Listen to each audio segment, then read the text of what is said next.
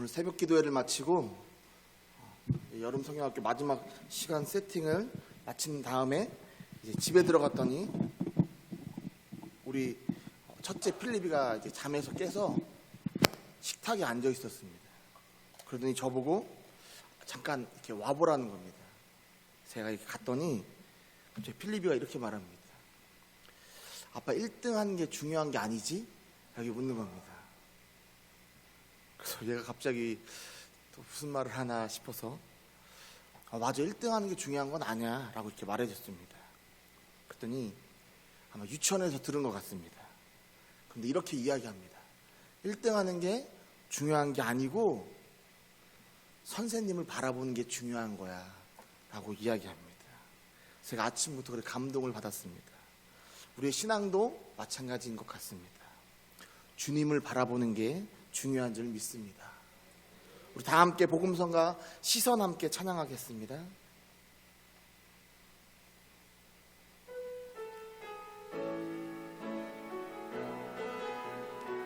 내게로부터 눈을 들어 주를 보기 시작할 때 주의 일을 보겠네. 내 작은 마음 돌이키사 하늘에 꿈꾸게 하네. 주님을 볼 때 성령이 나를 변화시켜 모든 두려움 사라질 때 주의 일을 보겠네. 황폐한 땅 한가운데서 주님 마음 알게 되리.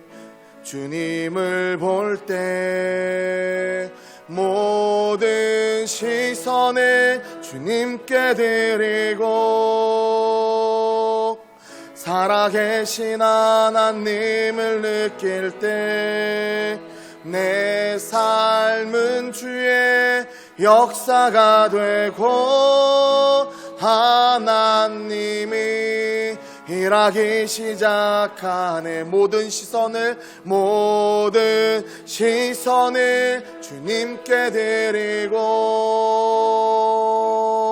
전능하신 하나님을 느낄 때 세상은 주의 나라가 되고 하나님이 일하기 시작하네. 아멘. 우리가 우리의 시선을 하나님께 둘 때 하나님이 일하기 시작하는 줄 믿습니다. 우리는 사도 요한이 왜 사랑의 사도로 불렸는지 우리는 요한일서 이 말씀만 봐도 느낄 수 있습니다. 사도 요한은 이 요한일서를 통하여 자신의 글을 보는 모든 독자들에게 자녀들아, 형제들아, 사랑하는 자들아 등 계속해서 사랑이 담긴 단어로 그들을 부릅니다.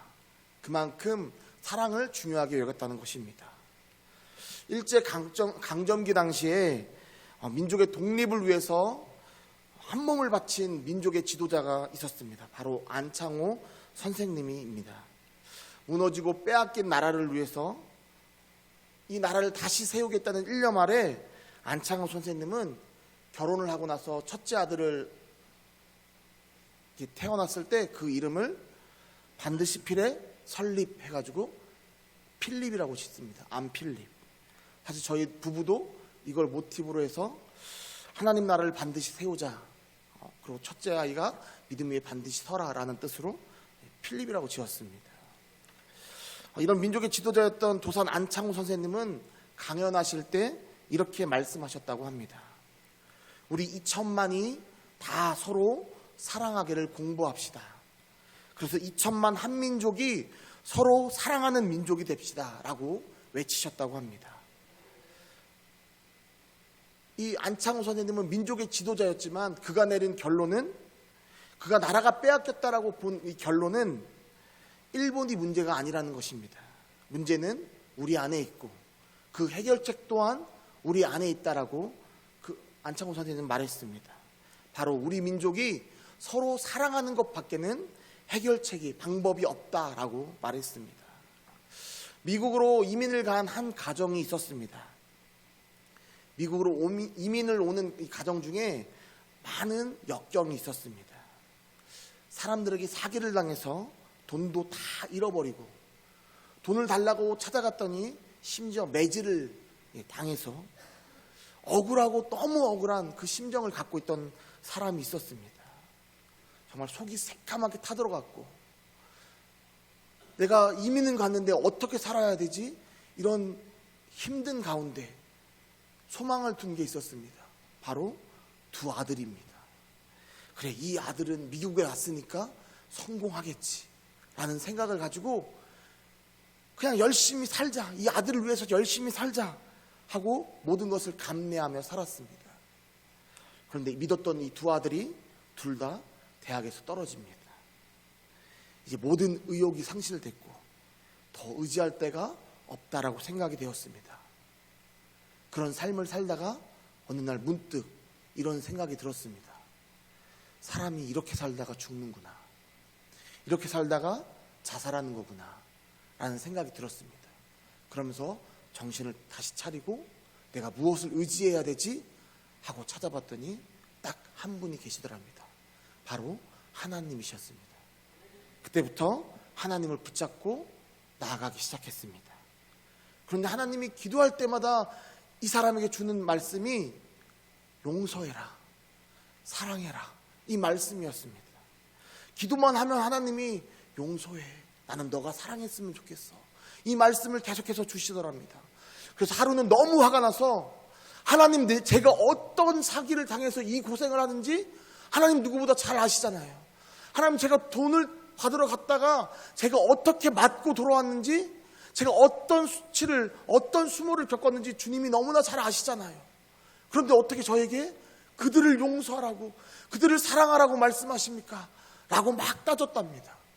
그런데도 불구하고 하나님께 들려오는 대답은 그래도 사랑해, 그래도 용서해, 이 대답이었습니다. 처음에는 너무 분해서 그럴 수 없었는데 어느 날 점차 하나님의 음성에 무릎을 꿇게 되고 하나님 말씀에 순종하게 되었습니다. 하나님, 제가 용서할게요. 저는 용서할 수 없는데 제가 하나님 말씀에 순종하고 그들을 용서하겠습니다, 그들을 사랑하겠습니다라고 고백했습니다. 그런데 놀라운 것은 그의 가정에서 역사가 일어나기 시작합니다. 그들을 용서하기 이전에 이 남자가 내 아내한테 먼저 용서를 빌어야겠다, 우리 아내가 얼마나 나 때문에 고생했는가. 그래서 아내에게 가서 아내에게 말합니다. 나 때문에 너무 고생 많았지, 내가 너무 미안해. 그러면서 용서를 구합니다. 그런데 그 아내가 울면서 남편에게 말합니다. 당신이 힘든 거 아는데 내가 너무 짜증이 나서 당신에게 섬기지 못했어요. 나를 용서해줘요 라고 말합니다.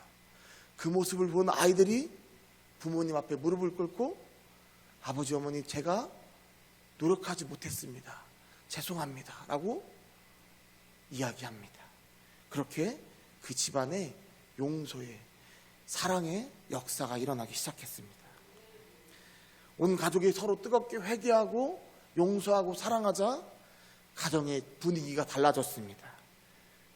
미움의 영으로 매일이 지옥 같았던 그 가정이 이제는 사랑을 나누는 가정으로 변했고 두 아들도 다시 공부하기 시작했습니다.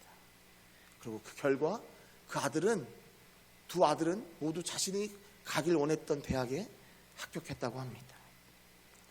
사랑하는 성도 여러분, 하나님께서 우리에게 사랑하라고 하시는 것은 사랑이 바로 하나님을 가장 잘 나타낼 수 있는 속성이고 또 우리가 어떤 처지에 있든지 사랑만이 우리를 살리는 길이기 때문입니다.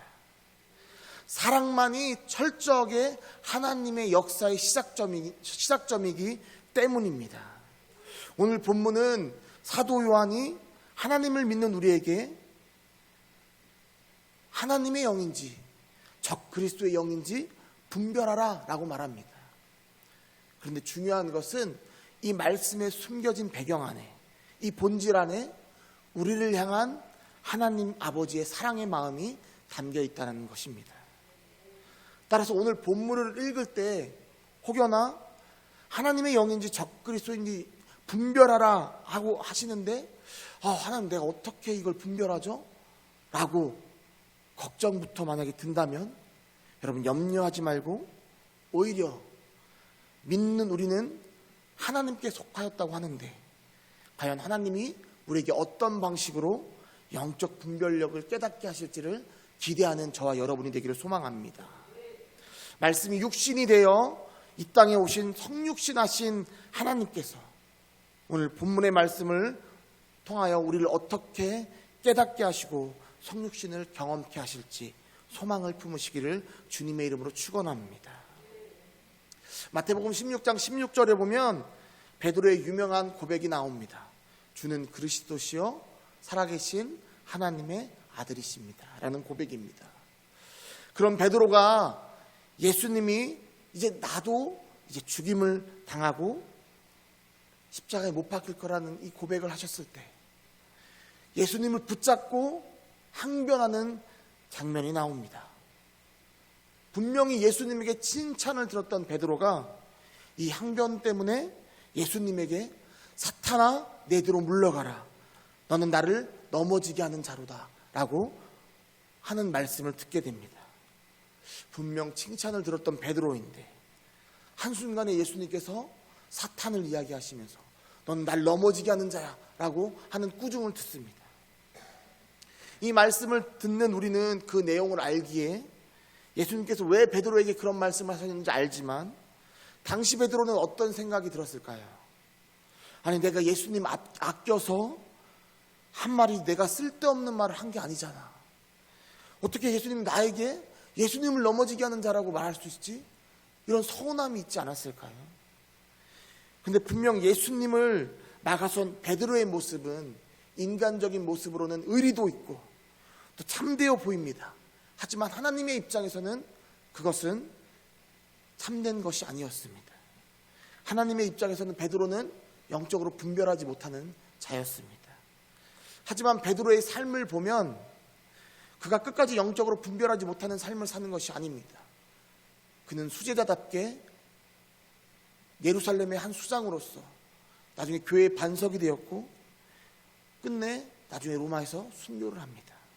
왜냐하면 하나님께서 베드로를 깨닫게 하셨고 하나님께서 베드로를 주님의 길로 인도하셨기 때문입니다. 사랑하는 성도 여러분, 베드로의 실수처럼 우리도 영적으로 실수할 때가 있습니다.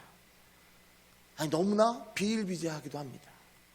하지만 우리가 주님께 속하였음을 깨달았을 때 주님은 우리를 영적으로 깨닫게 하실 뿐만 아니라 주님의 길로 인도하실 줄 믿습니다. 사도 요한 당시 초대교회에는 영지주의자들이 있었습니다. 그래서 이 영지주의자들에 의해서 미혹을 받는 영들이 많았습니다. 미혹을 받는 성도들이 많았습니다. 영지주의자들은 당시 예수 그리스도에 대해서 이렇게 말합니다. 그의 몸은 진짜가 아닙니다. 그의 몸은 그냥 환상일 뿐이에요 라고 주장했던 자들이 영지주의자들입니다. 예수님의 참된 인간성을 부인했던 자들입니다.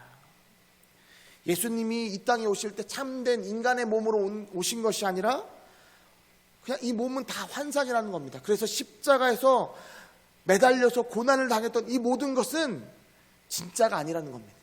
연기이자 환상이라는 것입니다.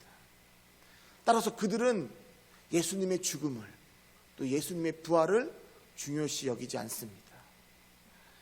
우리는 십자가의 사랑과 부활을 통해 하나님을 만나는데 그들은 우리와는 전혀 다른 방식으로 하나님을 믿는다라고 말했습니다. 이런 그럴싸한 말들로 인하여 사도 요한이 섬기던 이 교회의 성도들이 무너져 내려가기 시작했습니다. 그래서 사도 요한은 바로 요한복음 1장 14절 말씀을 가지고 그들의 교리를 반박합니다. 우리 요한복음 1장 14절 말씀을 함께 읽겠습니다. 말씀이 육신이 되어 우리 가운데 거하심에 우리가 그의 영광을 보니 아버지의 독생자의 영광이요 은혜와 진리가 충만하더라. 아멘. 사도 요한은 말씀이 육신이 되어 오신 그 그리스도를 성도들에게 정확하게 설파합니다. 하나님의 말씀을 가지고 사도 요한은 그가 사랑하는 성도들을 깨닫게 합니다. 이 말씀은 오래전부터 예정되어 왔던 말씀이고 그것이 예수님으로 말미암아 성취되었습니다 라고 성도들에게 가르칩니다. 사랑하는 성도 여러분, 베드로도 그러했고 사도 요한 때에도 많은 자들이 영적으로 분별함에 있어서 미혹의 영에 넘어지곤 했습니다. 그러나 분명한 것은 반드시 하나님께서 믿는 자들을 바로잡아 주셨고 우리를 옳은 길로 인도해 주신다는 것입니다. 영적으로 분별하는 길이 때론 힘들 수 있습니다. 하나님은 분명히 아담에게 또 하와에게 선악과를 먹지 말라고 말씀하십니다. 그런데 우리는 어느덧 다시 선악과를 따먹으려고 합니다. 어떻게 하나님이 주신 자유인데 우리는 그것을 포기하려고 합니다. 그런데 사도 요한은 하나님 앞에 속해 있을 때 그 영적 분별력이 여러분에게 반드시 따라올 거라고 말합니다. 하나님께 속하였음을 잊지 않는 저와 여러분이 되기를 소망합니다. 주님이 주인 되심을 믿음으로 인정한다면 하나님께서 하나님의 길로 인도하실 것이고 그 끝이 하나님께 얼마나 영광이 되는 길인지 오늘 한 간증을 여러분과 나누길 원하는데 이 간증을 통하여 은혜 받으시기를 소망합니다. 서정인 목사님이 쓴 고맙다라는 책의 한 내용입니다. 어느 날 병원에서 이 서정인 목사님에게 전화가 왔습니다. 목사님, 백혈병을 앓고 있는 한 여자아이가 있는데 골수 이식을 좀 해주실 수 있으신가요? 라고 전화가 왔습니다. 이 목사님이 전에 이런 어려운 환경이 있는 사람이 생기면 내가 골수 이식을 해줘야겠다라는 그 결심을 하고 신청서를 작성한 적이 있다고 합니다. 그런데 딱 이 목사님이랑 맞는 한 소녀가 나타난 겁니다. 그래서 목사님이 이제 드디어 때가 왔구나 해서 감사의 마음으로 당연히 해야죠 라고 흔쾌히 수락합니다. 골수 이식 수술을 이러면 이제 전신을 마취를 하는데 그리고 척추에 구멍을 뚫는데 이 모든 과정 중에서 분명히 수술은 척추에 구멍을 뚫고 골수를 뽑아낸 것까지 해서 이 아이에게 잘 전달이 됐는데 이 과정 중에 문제가 생깁니다. 의료사고가 발생한 겁니다. 이 일로 인해서 목사님의 생명이 위독했습니다. 그럼 다행히 회복이 되어서 이 목사님이 다시금 그 건강의 몸을 찾을 수 있었습니다. 그리고 감사하게도 이 여자아이도 회복하게 됩니다. 주변 사람들이 목사님을 칭찬합니다. 역시 목사님이에요. 대단하세요. 얼마나 그 힘든 길을 우리는 할 수 없는데 라고 하면서 말씀합니다. 그때마다 하나님이 하시는 거예요. 하나님이 하시는 거예요. 라고 목사님 말씀했습니다. 시간이 지났습니다. 5개월 뒤에 병원에서 연락이 왔습니다. 이 아이의 백혈병이 재발했다는 겁니다. 그리고 골수 이식을 목사님이 해주셨기 때문에 이제 골수 이식을 해줄 수 있는 사람은 목사님밖에 없다는 겁니다. 왜냐하면 한 번 골수 이식을 하면 다른 사람한테 받으면 그 확률이 굉장히 적어진다고 합니다. 그래서 이 목사님이 순간 고민이 되는 이 찰나에 이 병원에서 한마디를 더 합니다. 그런데 이 아이에게 골수 이식을 해준다 해도 이 아이가 살 가능성은 1%가 안 됩니다.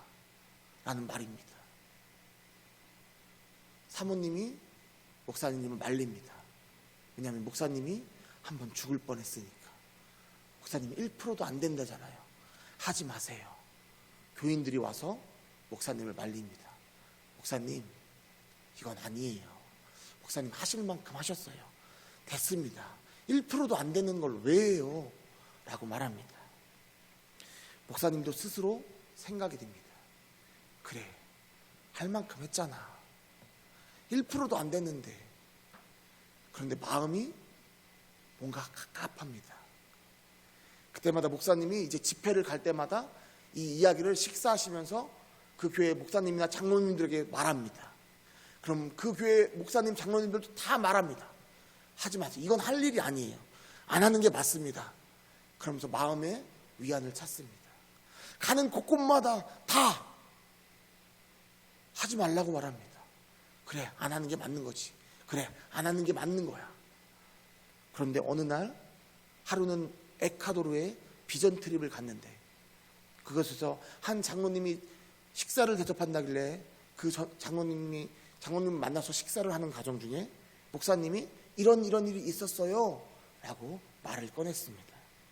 당연히 아유, 그 정도 하셨으면 됐습니다 라고 말할 거라고 생각하고 이 말을 꺼냈는데 그 장로님이 목사님 그럼 한 번 더 해주세요 라고 말하더랍니다. 그러면서 이 장로님이 하시는 말씀이 저희 큰아이가 백혈병으로 세상을 떠났습니다. 아마도 그 아이 부모의 심정은 지금 말할 수 없이 힘들 겁니다. 부모인데 자녀를 위해서 해줄 게 하나도 없는 그 부모는 스스로 너무나 괴로울 겁니다. 목사님, 이 골수이식 해주려고 했던 게 하나님의 복음을 전하려고 해주려고 했던 거 아닙니까? 그러니까 한 번 더 해주세요. 목사님이 이 말을 듣고 무거운 마음을 가지고 호텔로 돌아왔습니다. 하나님께 무릎을 꿇고 기도를 합니다. 하나님, 지금까지 모든 사람이 하지 말라고 했는데 오늘 만났던 장로님이 저에게 해주라고 합니다. 하나님, 이게 뭡니까? 그때 하나님이 말씀하십니다. 만약 그 여자아이가 내 친딸이었다면 너는 그 아이를 포기할 수 있겠니? 라고 말씀하시더랍니다. 설사 1%의 가능성도 없더라도 너는 포기할 수 있겠니? 라고 하나님이 이 목사님에게 말씀하셨습니다. 마치 망치로 머리를 한 대 맞는 기분이었습니다. 이 아이가 만약에 내 딸이라면 내가 이럴 수 있나? 라는 생각이 들었습니다. 그런데 하나님이 계속해서 말씀하십니다. 이 여자아이는 내 것이다. 목사님이 그 말 듣고 바로 순종을 합니다. 그리고 병원에 연락을 했습니다. 제가 골수이식을 다시 하겠습니다. 그리고 아이의 부모에게 편지를 썼습니다. 괜히 아이의 부모님과 병원 쪽에서 역시 목사님이 훌륭해서 이렇게까지 희생적으로 사랑하시는구나 라고 받아들일까봐 그게 아니라는 사실을 알리기 위해서 편지를 썼습니다. 제목은 부끄러운 목사입니다. 너무 힘들고 하기 싫어서 안 해도 된다는 확인을 계속해서 사람들에게 받았습니다. 그런데 마지막에 어느 장로님으로부터 해주라는 이야기를 듣고 기도하는데 하나님이 내 딸이라면 그렇게 했겠느냐고 말씀하셨습니다. 저는 그 말에 충격을 받았습니다. 그리고 하나님은 그 아이는 내 것이라고 말씀하셨습니다. 그래서 할 수 없이 골수이식을 하려고 합니다. 이게 이 목사님이 쓴 편지의 내용입니다. 한국에 와서 수술 준비를 하는데 아이의 어머니에게서 답장이 왔습니다. 5장의 긴 편지였다고 합니다. 그리고 편지마다 눈물 자국이 범벅이었습니다. 편지의 내용은 이러했습니다. 한 번도 아니고 2번이나 골수이식 수술을 해주셔서 감사합니다. 딸애가 묵인실에서 너무 고통스러워하고 있어서 감사의 편지를 쓸 겨를도 없었습니다. 저는 목사님이 얘기하시는 예수님이 누군지는 모르지만 매달리겠습니다. 기도하겠습니다. 라는 편지가 왔다고 합니다. 그리고 그 아이는 살아났고 그 아이의 가족도 모두 교회에 다니게 되었습니다. 그리고 훗날 이 아이의 아버지는 다른 아이에게 골수이식 수술을 해주었다고 합니다. 사랑하는 금암대교회 성도 여러분, 이 간증을 통해 서정인 목사님이 이것이 하나님의 뜻이구나 라고 영적으로 분별하는데 가장 우선이 되었던 것이 무엇으로 여겨집니까? 저는 사랑으로 느껴졌습니다.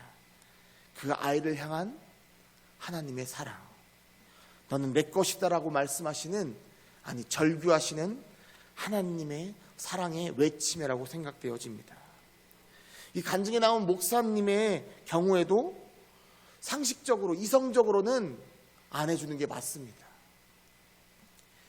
절대 쉽지 않은 선택입니다. 만약에 살 가능성이라도 높으면 해주겠지만 1%도 안 된다는 그 가능성 때문에 자기가 죽을 수 있는 그 길을 다시 간다는 것은 절대 쉬운 길이 아닙니다. 그러나 한 장로님의 말씀을 통하여 목사님의 생각을 바꾸게 됩니다. 하나님은 이처럼 사람을 통해서 말씀하실 때도 있으십니다. 영적 분별력을 어렵게 생각하지 않길 소망합니다. 오히려 내가 지금 하나님께 속해 있나? 이것이 더 우리에게 필요한 말씀이라고 생각합니다. 만약에 우리의 초점이, 우리의 시선이 하나님께로만 정해져 있다면 하나님은 우리를 영적으로 분별케 하실 것이고 우리를 하나님의 길로 인도하실 줄 믿습니다. 우리 요한일서 4장 4절 말씀을 함께 읽겠습니다. 제가 읽겠습니다.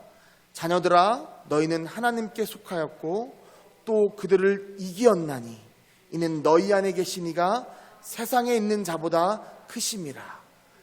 우리 6절 말씀도 함께 읽겠습니다. 우리는 하나님께 속하였으니 하나님을 아는 자는 우리의 말을 듣고 하나님께 속하지 아니한 자는 우리의 말을 듣지 아니하나니 진리의 영과 미혹의 영을 이로써 아느니라. 아멘.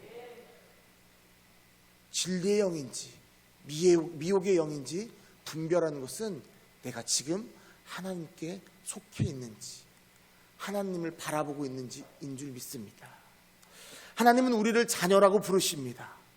아무리 봐도 하나님의 자녀라 부름받을 수 없는 우리를 하나님은 사랑으로 자녀라 불러주십니다. 사랑하는 성도 여러분, 아버지 되시는 하나님은 자녀인 우리를 선한 길로 인도하실 줄 믿습니다. 중요한 것은 우리가 하나님께 친밀함으로 묻는 것입니다. 아뢰는 것입니다. 하나님, 나 주님의 자녀 맞지요? 아버지의 자녀 맞지요? 라고 주님께 물으면서 나아가는 것입니다. 그때 하나님께서 우리의 자격을 말씀해 주십니다. 너는 이미 그들을 이겼다. 왜냐하면 너희 안에 내가 있기 때문이다. 라고 말씀하십니다. 사랑하는 성도 여러분, 우리는 세상의 존재들과 다른 존재입니다. 하나님은 우리를 하나님의 자녀로 격상시켜 주셨습니다. 사랑하는 성도 여러분, 우리 안에 계신 하나님은 세상에 있는 그 무엇보다도 크신 자인 줄 믿습니다. 그 하나님이 우리를 인도해 주실 줄 믿습니다. 미국의 어느 교회에서 예배당을 새로 마련했습니다. 전에 술집으로 쓰던 건물을 리모델링해서 새롭게 예배당을 마련했습니다. 그리고 이제 그곳에서 처음으로 예배를 드리는데 그곳에서 술집에서 길렀던 앵무새가 한 마리 있었다고 합니다. 술집 주인이 교회에게 기증하고 갔습니다.